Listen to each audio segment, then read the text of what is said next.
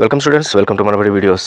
Telangana EAP set రాయబోతున్న Andhra Pradesh EAP set విద్యార్థులకు, అదేవిధంగా తెలంగాణ ఈఏపీ సెట్ రాయబోతున్న తెలంగాణ విద్యార్థులందరూ కూడా ఒక గుడ్ న్యూస్ అయితే మీకు చెప్పడం జరుగుతుంది.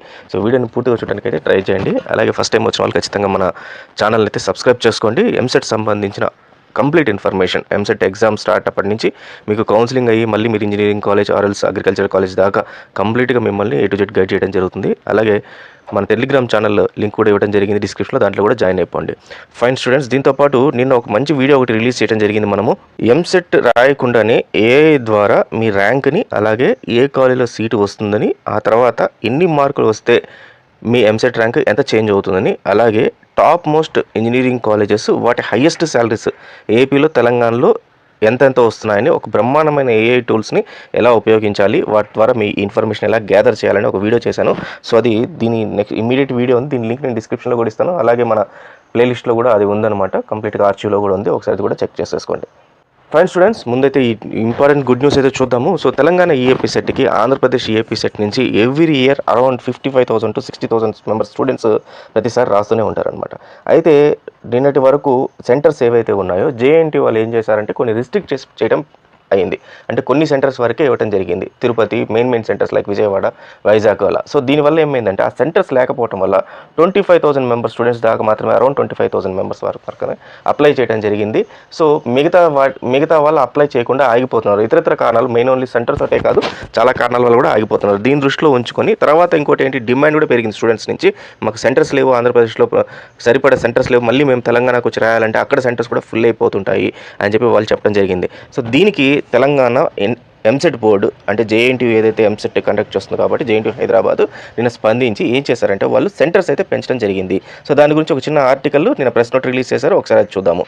సో సెట్ నిర్వహణ బాధ్యత చేపట్టిన జేఎన్టీయూ అధికారులు ఆదేశించారు. ఏపీలోని విశాఖపట్నం జోన్ పరిధిలోని విజయనగరం, విజయవాడ జోన్ పరిధిలోని మచిలీపట్నం, గుడ్లవల్లేరు, గుంటూరు జోన్ పరిధిలోని నరసరావుపేట, తిరుపతి జోన్ పరిధిలోని మదనపల్లి, కర్నూలు జోన్ పరిధిలోని నంద్యాల, అనంతపూర్ పట్టణాల్లో అదనంగా పరీక్షా కేంద్రాలు ఏర్పాట్లు చేస్తున్నట్లు అధికారులు ప్రకటించారు. సో ఈ నేపథ్యంలో ఏపీ అభ్యర్థుల నుంచి వస్తున్న డిమాండ్ మేరకు అవసరమైతే ఇంకో 10,000 మంది అభ్యర్థులు సరిపడేలా మరికొన్ని పరీక్షా కేంద్రాలు ముందుగానే సిద్ధం చేశామని చెప్పారు. సో ఎగ్జామినేషన్ సెంటర్స్ అన్నీ కూడా మీకు సిబిఐటి అంటే computer based training computer based examinations ఉంటాయి. సో కాబట్టి ఈ సెంటర్స్ అన్నీ కూడా అక్కడ వాళ్ళకి కంప్యూటర్స్, తర్వాత ఇంటర్నెట్ యాక్సెస్, తర్వాత అక్కడ ఉన్న ప్రాపర్ సీసీ కెమెరాస్, సెక్యూరిటీ ఇవన్నీ కావాలి. సో వీటి కోసం అని చెప్పి మామూలుగా బోర్డ్స్ ఏం చేస్తాయంటే ముందే ఆ సెంటర్స్, ఆ కాలేజెస్ వాళ్ళతో టైప్స్ పెట్టుకొని సెంటర్స్ సౌకర్యాలని అన్ని వాళ్ళు పర్యవేక్షిస్తూ వాళ్ళకి ఆ బాధ్యతలు అప్పగిస్తూ వాళ్ళతో అగ్రిమెంట్ చేసుకొని ఎక్కడ కూడా ఎనీ డిస్క్రిపెన్సీ కానీ లేకపోతే ఎక్కడ కాపింగ్ కానీ ఇవన్నీ జరగకుండా వాళ్ళు రిస్ట్రిక్ట్ చేసి చేస్తారు. సో ఇలాంటి సెంటర్స్కి ఒకసారి ఏమవుతాయంటే మిగతా ఎగ్జామ్స్తో పోటీ పడుతూ మిగతా ఎగ్జామ్స్ అదే డేట్స్లో ఉండటం వల్ల కొంచెం క్లాష్ అయ్యే ఛాన్సెస్ ఉన్నాయి. కాబట్టి సెంటర్స్ నాకు ప్రొక్యూర్ చేసుకోవడంలో కొంచెం వీళ్ళకి టైం పడుతుంది. కాబట్టి అదే టైం తీసుకున్నాము. ప్లస్ మాకు డిమాండ్ కూడా ఎక్కువ అయిపోయింది కాబట్టి ఇప్పుడు మేము ఈ సెంటర్స్ ఇందాక చెప్పిన ప్లేసెస్లో అంతా కూడా సెంటర్స్ అయితే స్టార్ట్ చేస్తున్నాము కొత్తగా అని చెప్పారు. సో ఇప్పుడు ఏంటంటే స్టూడెంట్స్ ఎవరైతే ఈ సెంటర్స్ ద్వారా ఇంటి దగ్గర నుంచే, అంటే తిరుపతి వాళ్ళ దగ్గర ఇంటి దగ్గర ఉన్న సెంటర్స్లోనే, అలాగే విశాఖపట్నం వాళ్ళు దగ్గర ఉన్న సెంటర్స్లోనే వాళ్ళు రాసుకోవచ్చు. అది దీని గురించి తెలంగాణ ఈఏపీ సెట్, తెలంగాణ ఎంసెట్.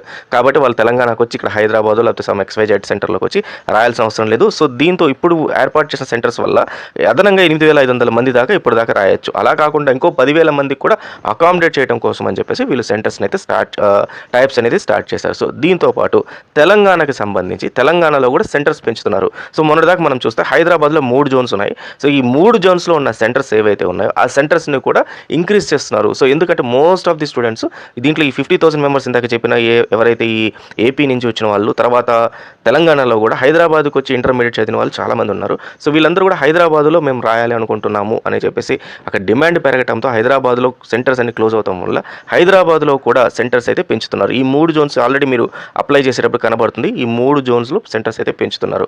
కాబట్టి ఖచ్చితంగా మీరు హైదరాబాద్లో రాయాలనుకున్నారు, హైదరాబాద్లో ఉన్న 3 జోన్స్ సెలెక్ట్ చేసుకోండి.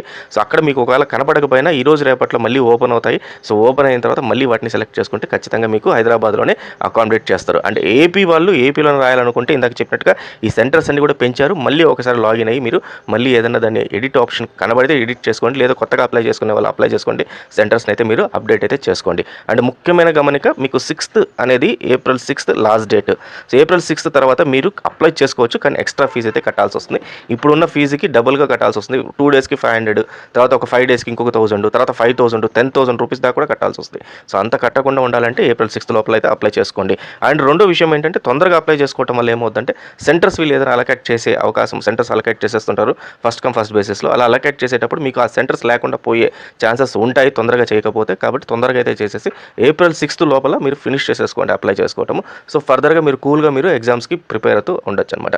అలాగే మన మనబడి యూట్యూబ్లో వీడియో క్లాసెస్ స్టార్ట్ చేసాము. క్లాసెస్ చూడండి. స్టేట్ వైడ్ ఎంసెట్ సంబంధించిన మాక్ టెస్ట్లు కూడా మనబడిలో కండక్ట్ చేస్తున్నాము. ఇప్పటికే చాలా మంది స్టూడెంట్స్ దాన్ని ఎన్రోల్ అయ్యారు. మీరు కూడా ఎన్రోల్ అండి, ఫ్రీ ఆఫ్ కాస్ట్. సో దీని ద్వారా మీ ర్యాంక్ ఎంతో తెలుసుకోవచ్చు అందరిలో. తర్వాత మీరు రాసిన టాపిక్ పైన మీకు ఎంత గ్రిప్ ఉంది, ఎన్ని మార్క్స్ వచ్చాయి కూడా తెలుసుకోవచ్చు అనమాట.